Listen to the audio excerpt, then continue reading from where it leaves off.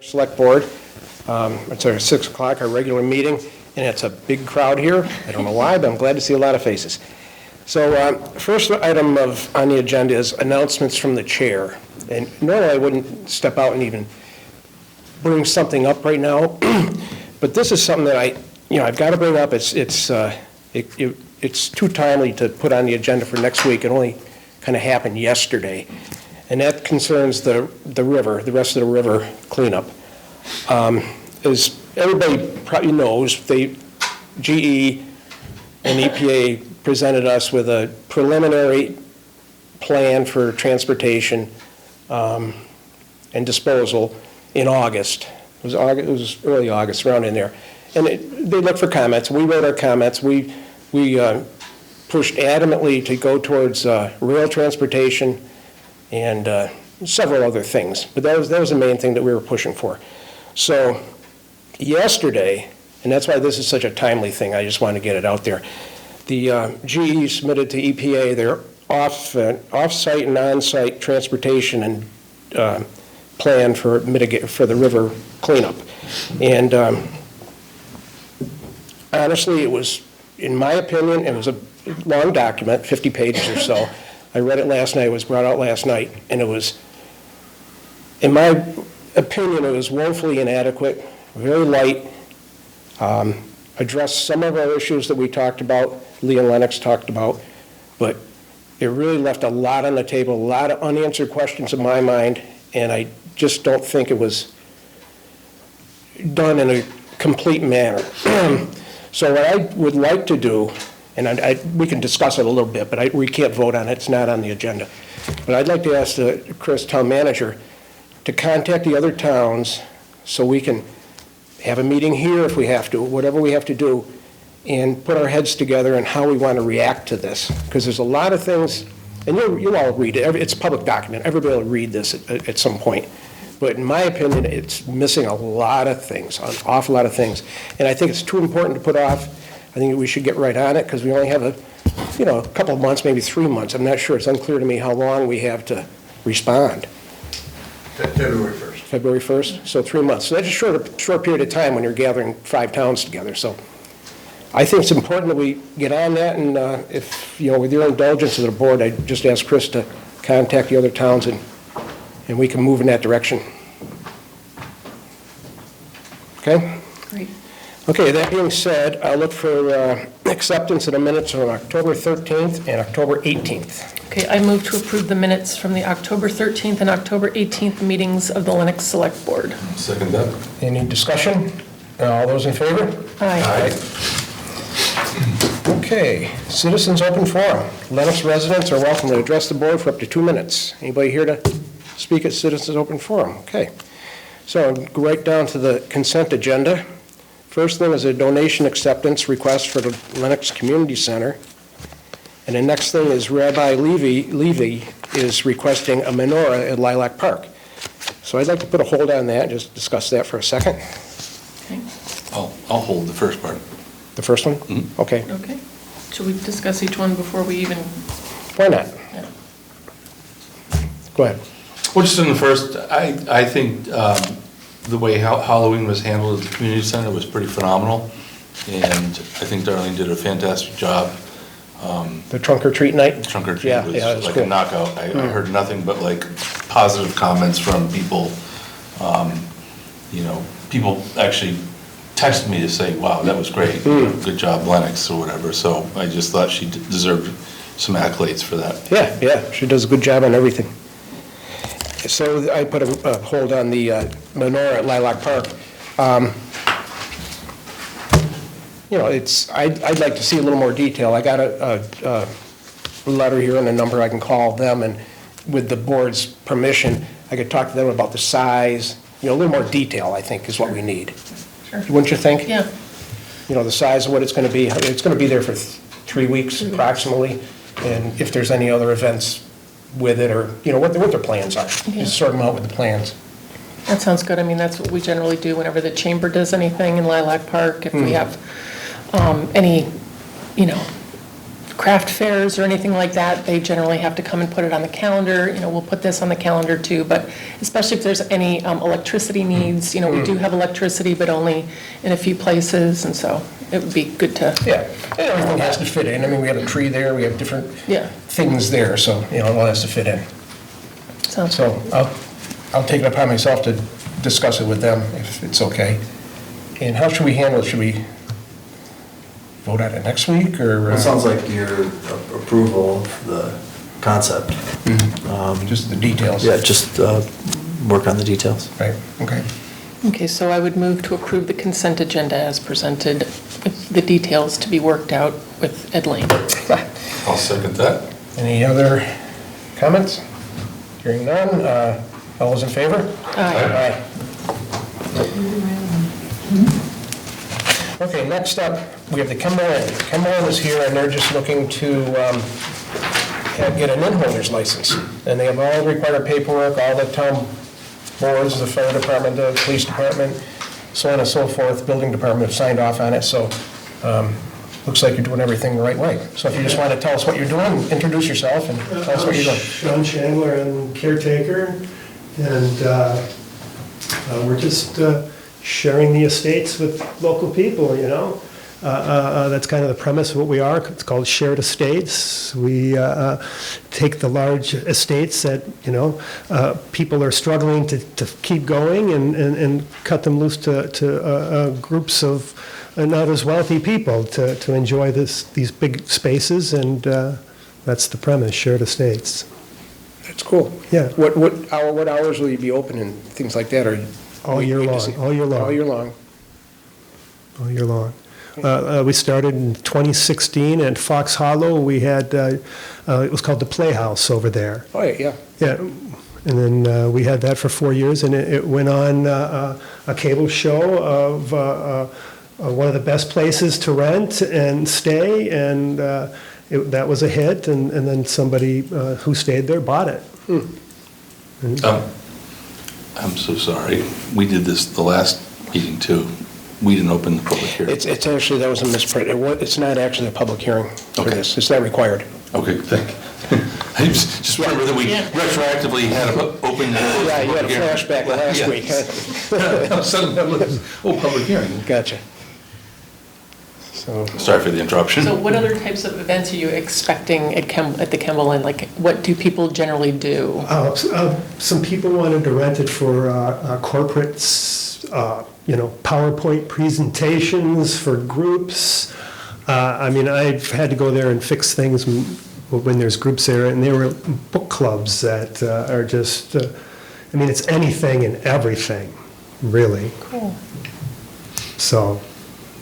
So far it's worked. Great. That's great. yeah. Yeah, it's great. People are always looking for a place. Yeah, right. I know we're downstairs, we rent this out all the time. Yeah. All right, any other discussion? So all those in favor? Oh, wait, I'll move you do to it. approve the application for an in-holders license for the Kimball Berkshires LLC dated June 30, 2023. Second. Any discussion? All those in favor? Aye. Thank you. Thanks. Thanks, good luck. Good luck. Okay, National Grid. Looks like a few people are here concerned with National Grid. So we're going to review and approve an application from National Grid and Verizon for a joint pole placement at Janes Road. Is there a rep here from National Grid? Yep. Just tell us what you're doing. My name is Don Snyder with National Grid. I'm the engineer. We're proposing to set a service pole on the side for 31 Janes Road for a customer. They plan on doing an underground service, and in order for them to, we have a pole on the other side of the street, so we're proposing to set a service pole on their side for them to do underground service. And just here for any questions that any abutters would have. So you're moving a pole from one side of the street to the other? We're installing an additional pole, so it's going to be a service An pole. additional pole? Yeah. Okay. Yeah. And it's Verizon and National Grid on the same pole? I can't remember. I think this was so there would be Verizon on there. Yeah. Usually, like we would do, like if a customer doesn't request for Verizon, we would just make it a solely owned pole, and then customer could call Verizon later on. But In the in this, future. in this case, they're on a rush to get service, so there would be a jointly owned pole with Verizon. Yep. And it's a new house. It's a new house going up, so that's why we're proposing to set a service pole across the street to serve these guys underground. Okay, just ask the audience, is there anyone in the audience that wants to speak about it, to it, in favor of it, or against it? Okay. I will move to approve the petition of National Grid and Verizon for a joint pole location at James Road dated October 20, 2023. Okay. Any further discussion? All those in favor? Aye. Okay. Thank you. You too. Thanks. Good luck.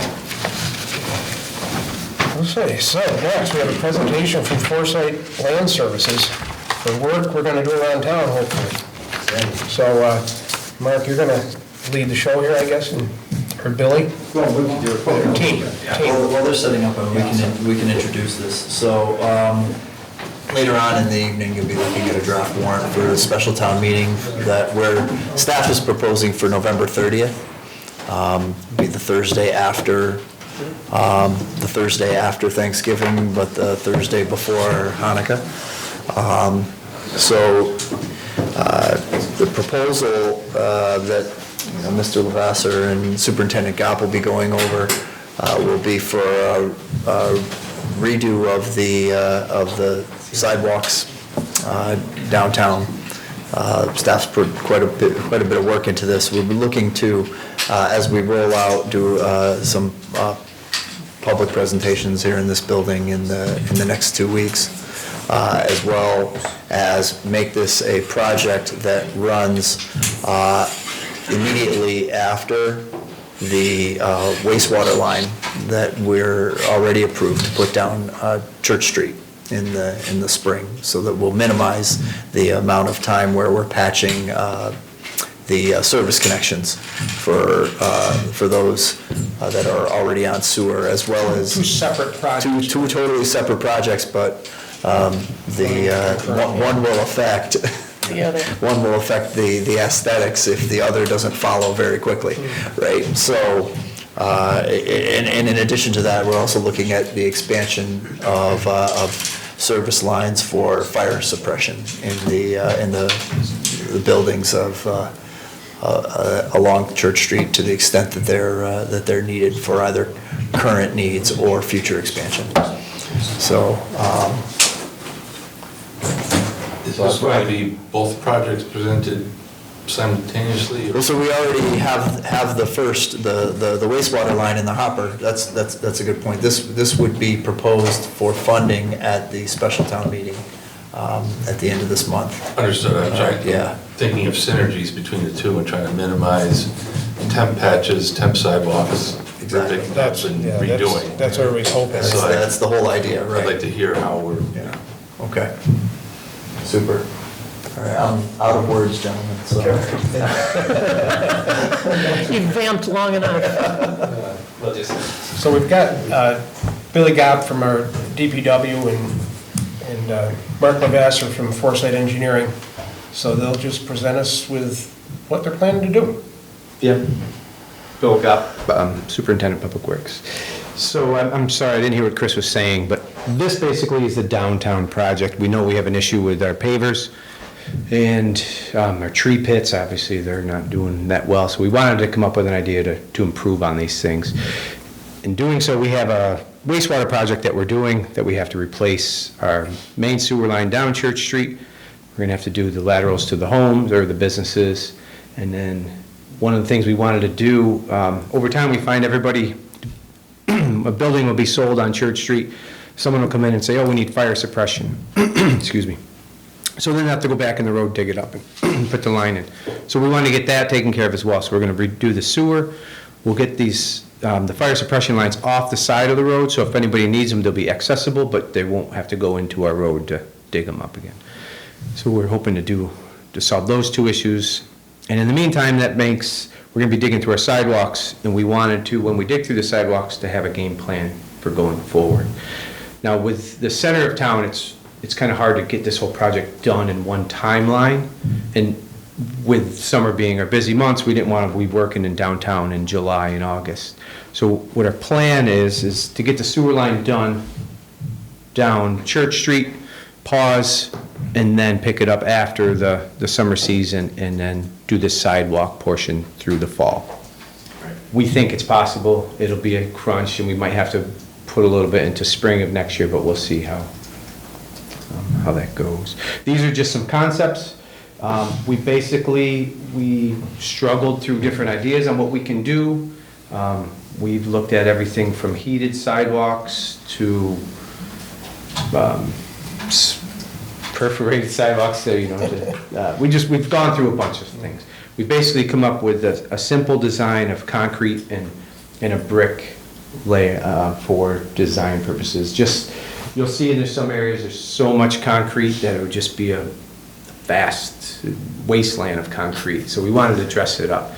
Around our tree pits, you'll see them, and when the sidewalk's wider and it allows it. We haven't worked out all the details, so we don't know exactly all these areas that this will be and what will be affected. But the curb line seems pretty good, so we think we can just get most of it concrete, and then we'll work on the details. And obviously before we start, we'll have them all worked out, but where all the other decorative patterns will be. Sorry, I was just rambling for a little bit. Well, we've talked about this for years, Billy, and everybody knows that the sidewalks are, the pavers didn't really last the way we maybe hoped they would have. And, just, it needs upgrade. We looked last year at prices just to get repair work done. It was, how much was it? It was 300,000 or something? Yeah, we were just going to a section of Church Street, and it was almost 380,000 for just a small section. So it's decided we need to go a little bit different direction. This one, you really look at it, it's not changing anything dramatically. It's all the same sidewalks, just going to be done a little bit differently. And it's probably hard for people to see those pictures, so I think it's important that we do get those downstairs and get word out for people to come and look at it, because you can't say afterwards, well, I don't like the way that looks. So And this is in the design phase. We have a basic idea of everything, but the drawings aren't done yet. So now's the time, if anybody wanted to voice an opinion, now's the time to do it. And if someone were to voice an opinion, to whom should they address their comments? To me, probably would be the easiest, Okay. and we can take it from there. Okay.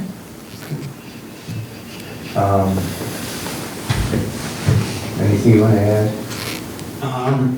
Not too much, we looked at a lot of different alternatives, like Bill said, in the accent edging, or whatever we'd like to call it, that borders the concrete. It could be many different materials, it could be like the pavers that are out there, maybe on an asphalt base, which will help support it and not rut it as much and prevent some of the heaving. There's also like stamped concrete or an imprinted asphalt, kind of like the crosswalks that are just installed around town. So there's a lot of different, applications that can be applied, on that edging there. Our sidewalk machine, the way we treat our sidewalks is a big machine. So where the pavers were set on sand, they made roots, just imprints on the pavers. So this would solve that. We wouldn't be driving on the imprinted materials. So that's going to be a big help in itself for maintenance. And the base under the sidewalk, existing sidewalk, is pretty solid where you don't have to dig and replace too much underneath it, right? Right. The base now, there is a gravel base, a little sand, and then the paver. So that'll all be regraded, and then, with the concrete, then we'll have the concrete over it. Well, what do you think, Neil? You're the expert in this, I think. It's also almost borderline not appropriate for me to comment, but I think that we should pay special attention to subgrade.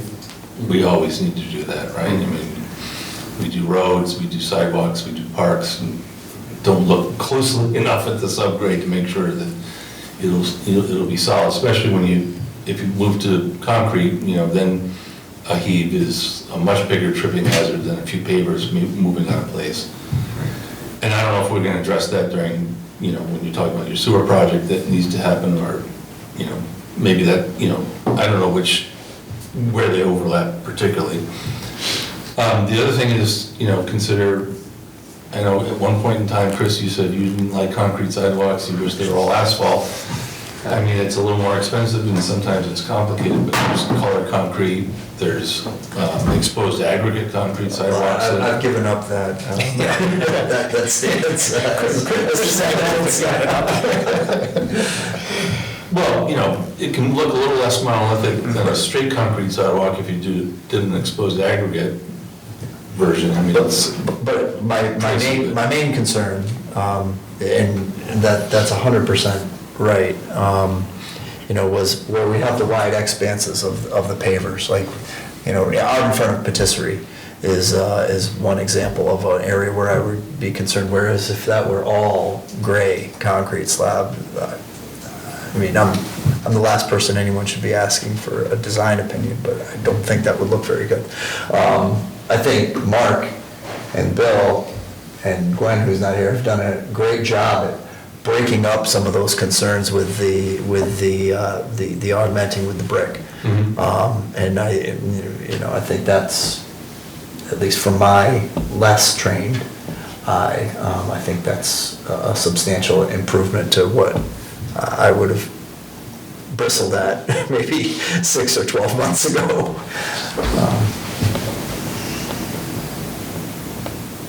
Well, I like the way it breaks it up, and if you put grass there, it isn't gonna grow, it isn't gonna, just, doesn't work.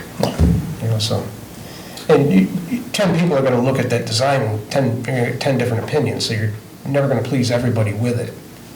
Just, thanks for doing the best you can. Yeah. I mean, it's going to improve, I think, the thought processes of a lot of the merchants that are really upset about the breakage with all of the pavers that are out there now, and, people tripping on their way in or on their way out of their shops. And so I think this is probably going to relieve a lot of that, which is wonderful. Yes, I don't think it's the answer to everyone's problems, but I do think it's a good, we'll be able to address the issues with the sidewalk, be able to address the issues with the tree plantings. So our methods wouldn't change substantially from this point. We're not looking at redesigning the street or the sidewalks. So the cost is, within a reasonable amount of deviation is handled under the appropriation request that you'll see. Design will refine with public input as we move forward, but the goal would be, once we've reached a conclusion as a town, to get that bid out this winter, so that we'll be ready to go in spring. This is for Church, Franklin, and Housatonic? Yeah. Okay. Great, looks good. Looks good. So the timeline will become relevant again under the next agenda item, but make sure I don't forget to mention that.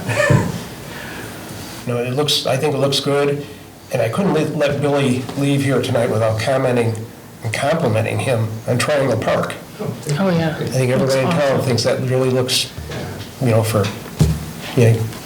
guys put it together, it worked good. It was a great job done. Gotta let the grass grow now, but it's a good job, very good job. A great team effort. It was. From the select board down, it was a great team effort. Wouldn't have happened without the support, without the crew being bought in and the support of everybody else. It was great. Yeah, looks Good really job. nice. Okay, we all set with that? All set? Yeah. Okay. Well, I think you guys are doing a good job there. Thank you. Do you want to leave them up or you want us to back it up? You can downstairs. Yeah, could you put them Maybe downstairs? available, that would be great. Yeah, However, we can make them available downstairs. like in the yeah. entryway? Yeah, Okay. thank you, looks great.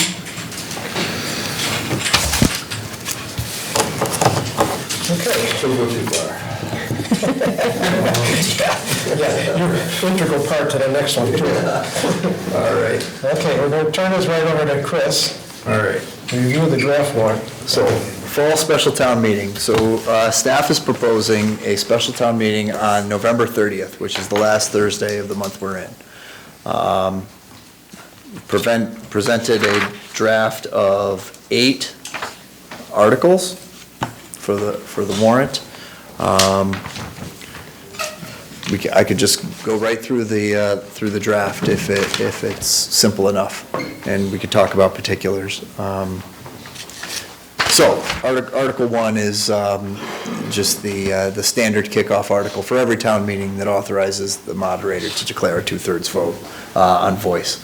We will have the availability of electronic voting at the special town meeting, just as we have for the last several annual and special town meetings, but it does often benefit the moderator and the proceedings in general for the voice votes where things are, the sentiment of the room is fairly obvious. To the extent that it's not, we can go to a counted vote via electronic device. So, Article 2, this is a $3 million appropriation for street resurfacing, sidewalk construction, and reconstruction. You just heard about a third of that in the presentation that Bill and Mark just made. So we've got about $1 million to do downtown. It's about a $2.75 million job between Calgary's at the bypass and Crystal Street for a total resurfacing of Housatonic Street east of the bypass, reconstruction and resurfacing of the sidewalk from the bypass to East Street, improvements at the intersection, and a new sidewalk from East Street east to Crystal Street, where there currently is no sidewalk on the street. So that's a lot of lane miles. You don't think about it when you're driving in your car. I drive it every day. But that's a fair amount of lane miles and a fair segment of our road network that is not currently serviced by a sidewalk. We would propose to change that in the spring with a portion of the appropriation that we're seeking under Article 2 of the draft warrant. That's a lot, so. So if it's $1 million for what we just saw and 2.75 for that part, why are we appropriating only 3? So, the original plan was to simply do a resurface of Housatonic Street. But as we approach the time for bidding that's really not a fair shake to the town. We should be doing it closer to a full rehab as we can. Now, noting some of the deficiencies, we talked about subsurfaces earlier. That's an old concrete road. It would cost millions and millions of dollars to do that, to dig that up and the surfaces that we put down over the years have held up reasonably well. So we don't need to go the route of Walker Street for that section of Housatonic.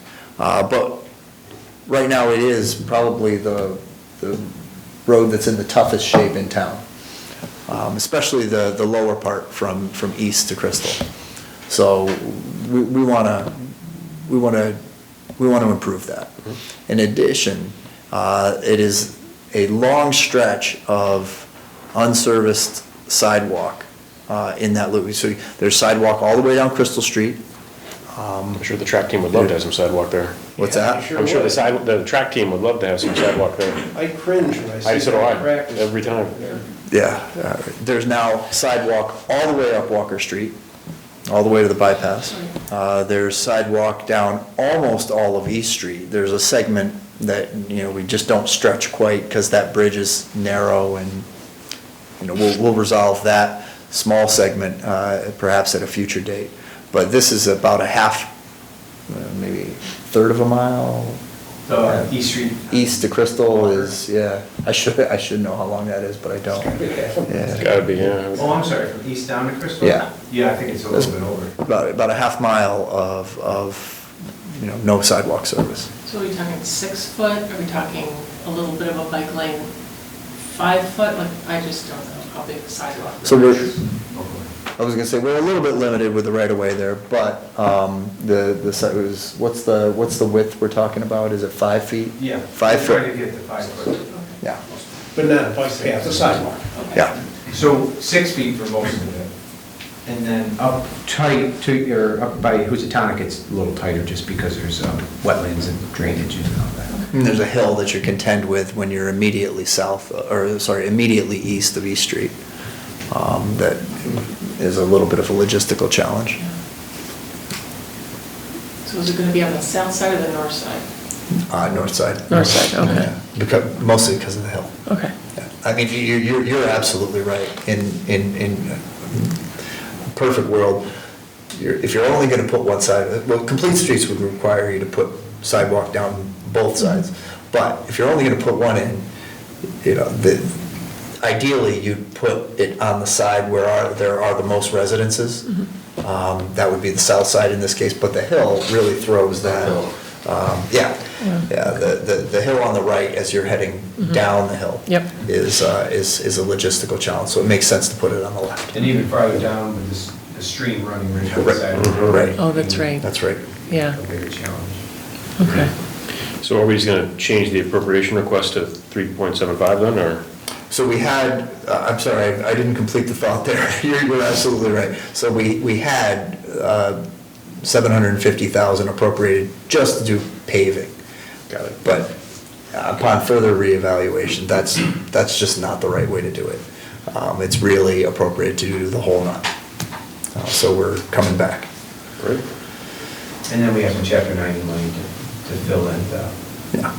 the 250, Got it, okay. wherever the bids come in. Then we can adjust. Right, as it turns out, we're gonna use Chapter 90 this year to do some work up on the salt shed. So that frees up other resources to dedicate towards anything on other projects in town. The ones that people see. Yeah. I think it all makes perfect sense. No question, the plan makes sense. But to the point that has often been raised, that we, are occasionally criticized for having large articles in the special town meeting in the fall, I think we'll need to have a very thorough explanation when the time comes to do this. That's true, and I thought of that, Neil. But one of the reasons we moved to a fall town meeting is for projects, not projects like this, but our paving. To get bids in the winter, the contractors will. So that's why Some guy shared that idea with Chris a long time ago. Some guy shared that idea with Chris a long time ago before they were a selectman, and we went from 5 paving bids to 9 in a much more competitive and favorable environment as a result of that. So that was a practice. I knew you remember that.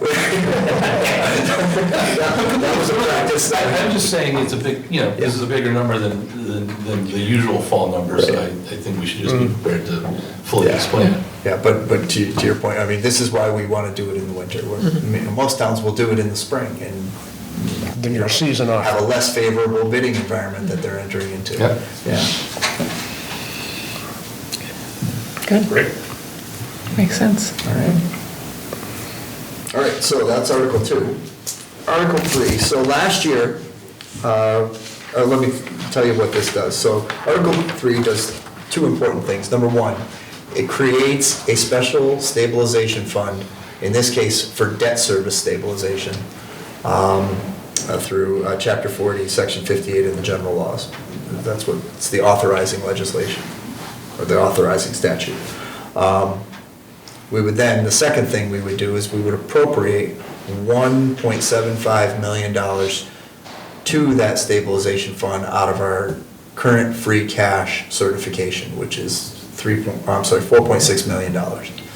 So we told town meeting, when they authorized the $25 million public safety building and the $40 million wastewater treatment plant last year, that to the extent, since these are large projects and we are a small town, to the extent that our projections don't pan out, whether it's in terms of interest rates on the bonds that we would issue, or the duration of the borrowing, or the structuring of that debt, or the amount of federal aid that we receive, to the extent we would stabilize the impact to the taxpayers through appropriations to this fund in the years where we're not paying debt service yet. So those bonds have not been permanently borrowed. The buildings are substantially along in the design phase, and we're even getting into bidding on the public safety building here. But we haven't permanently borrowed the funds for the construction of those two projects. While that process is ongoing, we told town meeting, and this is the first step in intentionally saving towards a stabilization account that would take the sting out of any unexpected fluctuations in our assumptions that went into last year's town meeting. So the goal would be to save $4 to $5 million in this fund in multiple tranches over the course of the next few years, until we're waiting for that debt service to come online when we start repaying the bonds on the construction. So basically building it into our financial plan now, even though we don't have any bills that are due for several years. Well, this is something that we promised when we asked for the big appropriations, is that as long as we continue to perform as we have performed with free cash being above the optimal, state limit, percentage or whatever, that we would fund this and sort of prepay for anticipated future debts. Rainy day fund, Kinda, yeah. kinda. Okay, so that's Article 3. Article 4, and this dovetails, I think, nicely with Chairman Lane's opening comments about the river. So we've taken a very technically, I don't want to use the word sophisticated, but we've taken a very technically and professionally and business intensive approach to evaluating every proposal that comes out of Arcadis, GE, or the EPA when it comes to the various phases of the river cleanup. The town is about to take in a substantial amount of funding as a result of the settlement agreement. The interest on that alone is expected to generate over $1 million in general fund revenue over the course of, until we decide what to do with that principal. So this takes a small portion of that interest that we will earn, and $100,000 in this case, and allows us to pay our engineers to evaluate every piece of work that comes out of that project, so that we can professionally evaluate it and act in the town's best interests when we submit our own comments to EPA, independent of what EPA intends to do with GE. We have some of our own ideas, and we have things that are important to the town, and we want to be able to make those proposals and make those comments in a professionally credible way. That's going to cost us some money to work with engineers and geotechnical experts and the like, and related services in order to do that. So this is where we do that. It's way too technical Yeah. for us to do on our own. You need to hire somebody for this, and this is money well spent, very, very well spent. So that's $100,000 under Article 4. And then the next four, we'll know more about them in the next 2 weeks. There's right now 4 proposed zoning bylaw amendments that the planning board and the ZBA are considering. A lot of this is not to be pedestrian about it, but housekeeping. Clarifications, a couple of workflow modification potentials, or that thinking about the potential zoning administrator bylaw amendment. Unclear whether 1, 2, 3, or all 4 of these articles will make it onto the warrant, but we've presented all 4 in the draft warrant as placeholders. But that'll really be up to the ZBA and the planning board over the next 2 weeks. The planning board has a public hearing on November 14th. So that, now we're getting to timeline, right? It's close, isn't it? Do we want to scrutinize this anymore, or do we want to talk timeline? Let's talk time with it. Can I throw one more fly in the ointment here? I had brought this up, I think, at a previous meeting, and this is with regard to short-term rental tax receipts. And that I would like to see the short-term rental tax receipts from fiscal year '23 returned to the Affordable Housing Trust in order to help with first-time homebuyer grants that we make and, other, if we get the CDBG program off the ground, which will not happen for a year because we're just going into that application phase now, and should we be awarded the first application that we would be eligible for, we wouldn't receive the money until about this time next year. But we do have a first-time home buyer program, and so I would just like to hear your sense of how that might play out in using the short-term rental funds from a single fiscal year to attribute to to apply against it. How much money does CPC get from, or does affordable housing get from CPC? We have to do it on a project-by-project basis, and so this current fiscal year, for the application, we've asked for the $37,000 tranche that would go into community housing, because that's what we are pretty sure we can get. There are other applications coming before CPC that have to do with housing. So we were just going to go with the $37,000, that is 10% of the amount that would go into each one of the tranches: community housing, open space and recreation, historic preservation. So we're just asking for $37,000 this year. If all this money that we get from there is it already spoken for? Where does it go now? Short-term rental? It It goes to general fund, right? Well, I'm sorry, say, Where's the money? which money are we talking about? Short-term rental. Short-term rental. Short-term So, rental. yeah, right, so it's a subcomponent, actually. I could get into as little or as much detail as you want. I'm trying to I'm trying to shoot it down the middle here. Yeah. So,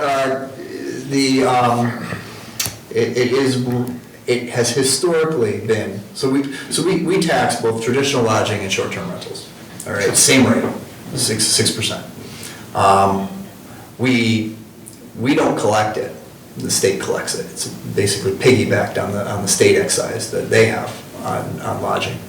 So every quarter we get a check, or it's actually a transfer from the Treasury. Is it differentiated by its source? We have to ask for a special report, and which they provide, where they break it out. And it's been short-term rentals have been as high, I think, as 19% of all lodging, but that is not recently. Recently, it's down around 10. So 10 to 12. That is our, What's the ballpark amount we're estimating this to be? for the last fiscal year, it would be about $380,000, which is slightly less than 10%. So it's just slightly less than 10%, sorry. Just had to think that through.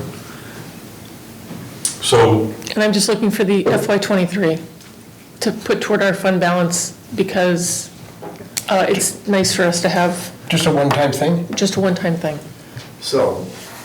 there's a new article that you, This is a new article I'd like to introduce for this town meeting. And that would, mechanically, policy is up to you, but mechanically, that would be the right way to do it. We would have a difficult time, and I think this is where Mr. Schiff was going. we would have a difficult time doing that in real time in the current fiscal year, which is why Ms. Vitz is proposing to take the actuals that are known from the previous fiscal year. So mechanically, that pencils. Yeah. And then, I'm looking at it from the standpoint of, it's good to have a fund balance that we can work with and we can be a little bit more nimble with when opportunities come up. What's your fund balance now? It's about $282,000. About. I think Gwen would know the number. About, close enough, yeah. Yeah. I'm not opposed to it. I'm wondering, I mean, these won't be presented to town until spring, but Penrose is asking for $1 million from the CPC. Oh, are they? And this is, and the reason that I'm I know looking they're at. not the exact same No. tranches and things. Oh, I know. And Just the looking re- at optics. Right, and the reason that I'm asking for it from short-term rental is because ostensibly, lower-cost houses are purchased by investor owners and then put onto the market as short-term rentals, thereby creating fewer opportunities for young families and/or people who are downsizing to move to a smaller home in Lenox. And that's what we're trying to do, is provide assistance to people who are trying to move into Lenox, and we've actually just changed our first-time homebuyer rules. So now we're going to be giving $20,000 grants to homeowners that are qualified instead of up to $10,000 grants, because the cost of housing is so much more costly. So, Would this throw any kind of wrinkle, Chris, into your long-term? Take care, Mark. thanks, Mark. No. I mean, you have enough, as long as, you would want to revisit it if lodging revenue became unstable, but, But it's only one time. I'm asking for 1 year. yeah, so no. Yeah, the answer is unequivocal no. Yeah. I'm not opposed to the concept for the 1 year. I think that, you could certainly speak to this, I mean, I think given the interest rate environment and the, seeing that inventory in Lenox has grown and has stayed on market for a much greater period of time than we experienced a year ago, that I don't think there's going to be that much risk of investor buyers buying inexpensive housing and turning into short-term rental. I mean, short-term rental receipts are down, interest rates are up, the inventory that's in Lenox has been staying on the market for a very long time. So again, I think replenishing your fund with prior year funds, no problem, but I don't think the trend that you're addressing is going to continue in the near term. Yeah. No, clearly not.